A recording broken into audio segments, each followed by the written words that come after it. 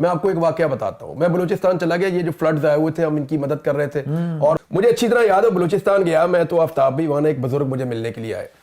یہ بارکھان کا علاقہ ہے. ہاں جی بارکھان سے آپ قلعہ سیف اللہ غالباً علاقے کا نام ہے, اس طرف کو جاتے, ایک تو آپ کا ڈیرا بگٹی کی طرف جاتا ہے نا, ایک آپ جاتے ہیں پشین کی طرف کو. جی, قلعہ سیف اللہ اور اس سے آگے پھر ڈیرا بگٹی. ان علاقوں میں نا بہت تباہی پھیلی ہوئی تھی. وہ جو تباہی تھی وہ پورے کے پورے گاؤں ملیا میٹ ہو گئے تھے. میں نے بلوچوں کے اندر ایک چیز دیکھی جو باقی سارے پاکستانیوں سے مختلف ہے. سر وہ ملبے پہ کھڑا ہوگا لیکن آپ کو بھوکا نہیں جانے دے گا. ملبے پہ پاؤں رکھ کے کھڑا ہے اور ہمیں دیکھ کے اس نے دمبا ذبح کر دیا اپنے. انہوں نے کہا یہ لوگ مہمان آئے, ان کو ہم کھانا کھلائیں گے. تو ہم نے ایک سکول لیا وہاں پہ. سکول کے اندر میں نے سارا سامان اتارا. وہ تقریباً کوئی 200 گھروں کا سامان تھا کہ 200 گھر سے تعمیر ہوں گے.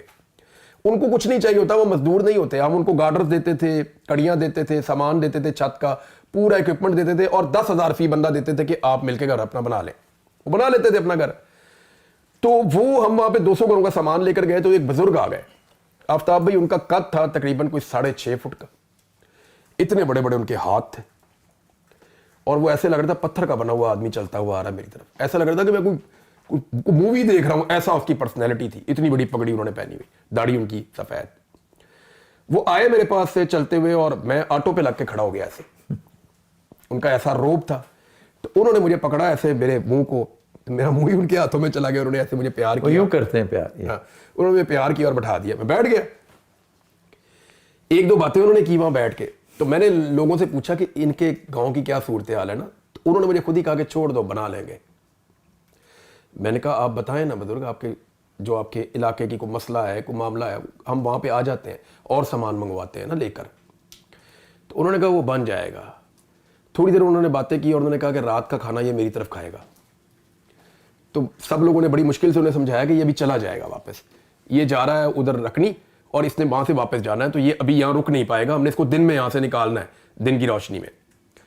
تو انہوں نے کہا اچھا پھر میں ابھی کچھ بھیجتا ہوں, جو آپ ابھی کھانا کھاؤ گے دوپہر کو, تو یہ پھر میں بھجوا رہا ہوں. تو ساتھ انہوں نے لڑکے کو کہا, تو لڑکا سائڈ پہ جا کے فون کرنا شروع ہو گیا کہ فلاں فلاں چیزیں بھیجو, یہاں پہ کھانا کھلانا, مہمان آئے ہوئے. وہ اٹھ کے جانے لگے نا, تو میں ان کے ساتھ 2-4 قدم چلا, پھر میں رک گیا, مجھے لوگوں نے روک لیا, وہ چل پڑے. وہ تھوڑا آگے جا کے نا واپس مڑ کے آیا. تو واپس مڑ کے آیا نا, تو میرے یہاں کندھے پہ انہوں نے ہاتھ رکھا, اور مجھے پتہ کیا کہتے ہیں, مجھے کہتے ہیں میں دیکھنے آیا تھا. تو میں نے کہا جی کیا دیکھا آپ نے؟ میں سمجھا وہ یہ جو ہم نے وہاں لگایا ہوا ہے میلہ, بہت سارے لوگ اکٹھے ہیں, ہم سامان دے رہے ہیں, لوگ لے کر جا رہے ہیں, یہ دیکھ. کہتے نہیں, کہتے میں تقریباً 80 سال, بہت ٹوٹی پوٹی وہ بولتے تھے اردو, کہتے میں تقریباً 80 سال کا ہوں.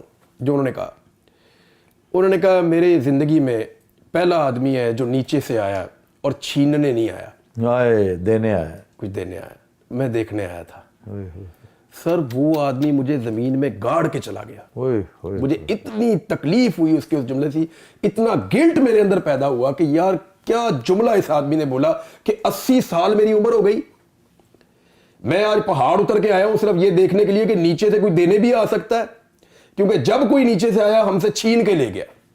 کبھی کوئی ہماری گیس لے جاتا ہے, کبھی کوئی ہمارے وسائل لے جاتا ہے, ہمارے بچوں کو اٹھا کے لے جاتے ہیں, وہ ملتے ہی نہیں ہے, ہماری زمینوں پہ قبضہ ہو جاتا ہے, ہمارے وسائل پہ قبضہ ہو جاتا ہے. یعنی وہ ان کی اتنی شکایتیں ہیں کہ اگر آپ سنیں تو آپ کے رونگٹے کھڑے ہو جائیں گے. اس کا ازالہ کریں گے انشاءاللہ. اور ہم نے ان کو ڈسون کیا ہوا ہے ایک طرح سے.